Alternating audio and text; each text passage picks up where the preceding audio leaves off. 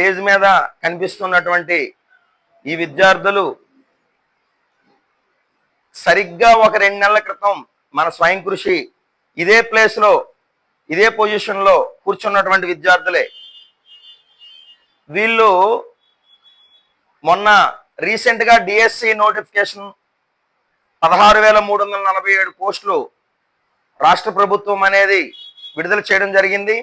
అందులో భాగంగా ఒక కృత నిశ్చయంతో ఒక త్రికరణ శుద్ధిగా మేము జాబ్ కొడతాము, జాబ్ తప్పితే మాకు వేరే ఆప్షన్ లేదు, ఏది ఏమైనా సరే రాత్రింబవళ్ళు కష్టపడి చదువుతామనే ఒక తీక్షణమైనటువంటి పట్టుదలతో కృషితో అంకిత భావంతో ఈరోజు మన ముందు నిల్చున్నారండి. ఎలా చదివారనేది అంటే ఆ జర్నీ అనేది వాళ్ళే చెప్పాలి. అలా మీరు కూడా జర్నీ చేస్తేనే ఆ తాలూకా లోటుపాట్లు మంచి చెడ్డ కష్ట సుఖాలు తెలుస్తాయి. ఎంత కష్టపడి చదివారంటే ఈ నాగరాజు అనే అబ్బాయి బుట్టాయిగూడెం వాసి. బుట్టాయిగూడెం అంటే అశ్వరేపాట దగ్గరలో ఉన్నటువంటి ఒక గ్రామానికి సంబంధించినటువంటి వ్యక్తి. ఈయన సోషల్ వెల్ఫేర్ లో ఫ్రీ కోచింగ్ కంపెనీలు చేసుకున్నారు. పెట్టుకుంటే మనం ఫ్రీ కోచింగ్ ఇచ్చాం, మంచిగా క్లాసులు విన్నారు. ఇక్కడ సిరి బాయ్స్ హాస్టల్ అనే ఒక హాస్టల్లో కూర్చొని ఒక రాత్రి వచ్చారు, దాదాపు 9 ఆ టైంలో. నేను మేడం ఉన్నాము. నేను ఒకటే మనస్ఫూర్తిగా ఎవరికైనా ఒకటి అంటాను, రండి సార్ మీరు కూర్చోండి, చదువుకోండి, మీకు మేము ఎంకరేజ్ చేస్తాం, మీకు టైం వేస్ట్ అవ్వదు. ఎక్కడ కూడా ఇళ్లలో ఉంటే మీకు తెలియకుండానే మీ రిలేషన్స్ వాళ్ళు ఏవో చిన్న చితక పనులు చెప్తా ఉంటారండి. ఆటోమేటిక్గా మైండ్ అనేది డైవర్ట్ అయిపోతూ ఉంటది. అలా వద్దు, ఒక దగ్గర కూర్చోండి. అందరూ కూడా ఆ గుంపు అంతా కూడా డిఎస్సి పిల్లలే, మీరు చదవండి అంటే వాళ్ళు ఉదయం లేచిన మొదలు రాత్రింబవళ్ళు కూడా అలా చదువుకున్నారండి. స్కూల్ అసిస్టెంట్ మ్యాథ్స్ అండి ఈయన. ఈ సార్ నాగరాజు గారు, ఇతని పేరు టి నాగరాజు గారు.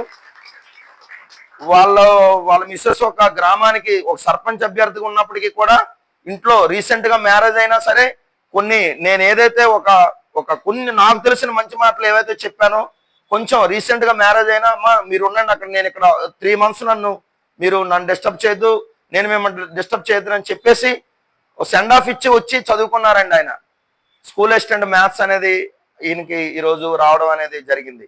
అలాగే ఈ మేడం అనే ఆవిడ నక్క సంజయ్ గారు, ఈవిడ మేమున్నటువంటి జాంపేట ఉన్నటువంటి వీధిలోనే పక్కనే ఉన్నటువంటి హౌస్ లో చిన్న లోపల అద్దె తీసుకొని ఎప్పటి నుంచో కాంపిటేటివ్ ప్రిపేర్ అవుతూ ఎప్పుడు లైబ్రరీని ఆశ్రయిస్తూ తను జర్నీ అనేది చాలా చిన్నగా స్టార్ట్ అయిందండి. గోదావరి నది ఎలాగైతే ఉందో ఒక దగ్గర చూసారా మనకి చిన్న ఒక పాయలా ఎలాగైతే ఉంటుందో అలా స్టార్ట్ చేసి మేడం వచ్చి సార్ నేను కోచింగ్ తీసుకుంటాను సార్, మన దగ్గర మనకి ఈ క్లాసులు మంచిగా అవి చెప్పించండి సార్ అంటే ఏవైతే ఉన్నాయో సీనియర్స్ కొంచెం బాగా తర్ఫీదు ఉన్నటువంటి వాళ్ళంతా కూడా ఏం చేశారంటే మాకు ఈ ట్రై మెథడ్ సార్, ఈ సైకాలజీ సార్, ఈ మెథడ్ సార్, ఈ కంటెంట్ సార్ అంటే అవే చెప్పించేవన్నారు. చాలా తక్కువ టైం ఉందండి అప్పటికి.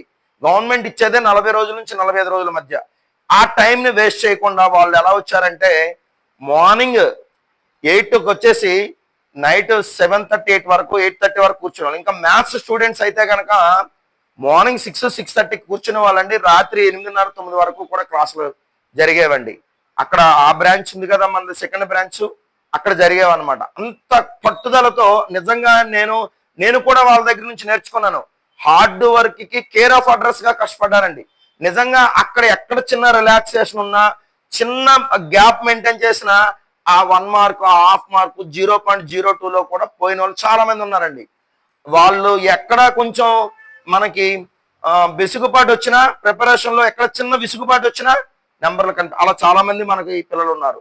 వాళ్ళకి 0.0 ఏ మౌనిక అనే అమ్మాయి 0.02లో మిస్ అయ్యారనమాట. ఆవిడ బయాలజీ స్కూల్ అసిస్టెంట్, స్పెటికల్స్ పెట్టుకుంటారు ఆవిడ, పొడుగ్గా ఉంటారండి ఆవిడ.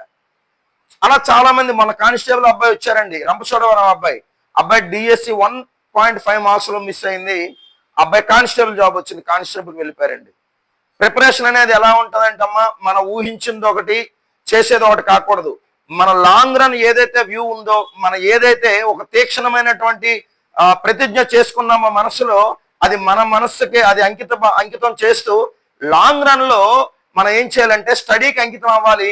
ఒక కోచింగ్ సెంటర్ని నమ్ముకోవాలి, ఫ్యాకల్టీని నమ్ముకోవాలి, మంచి మెటీరియల్ని మన బుక్స్ని మెయింటైన్ చేసుకోవాలి, ప్రతిదీ కూడా అప్డేట్గా ఉండాలి. అది మించి మీరు ఏదైనా ఆన్లైన్ క్లాసులని సుపీరియర్ ఫ్యాకల్టీ, ఒకవేళ ఏదైనా కోచింగ్ సెంటర్లో ఒక మంచి ఫ్యాకల్టీ కాకుండా కొంచెం రేంజ్ తగ్గిందంటే ఇంకొక మంచి ఫ్యాకల్టీ దగ్గర కూడా విన్నా తప్పులేదండి.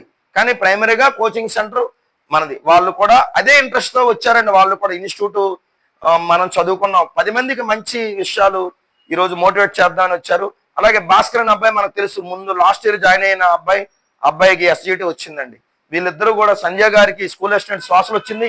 ఇప్పుడు స్కూల్ అసిస్టెంట్ శ్వాసలు అంటే జీతం పరంగా మాట్లాడుకున్న 60,000 పైచిలకు వస్తుందండి. స్టార్టింగ్ ఇంకా 6 months తర్వాత ఇంకా పెరుగుతుంది.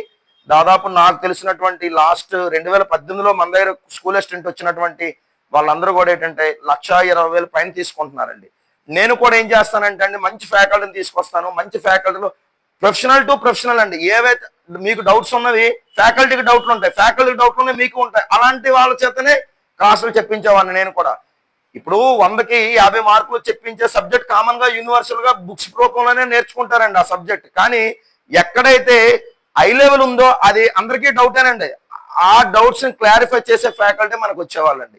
అది ఇక్కడ అటువంటి ఒక సర్వీస్ గా నేను చెప్పుకుంటున్నాను వీళ్ళ ముందు. ఓకే అండి. ముందుగా సంజయ్ గారు మాట్లాడతారు, మంచిగా మిమ్మల్ని ఉత్తేజపరిచే 2 విషయాలు మాట్లాడమని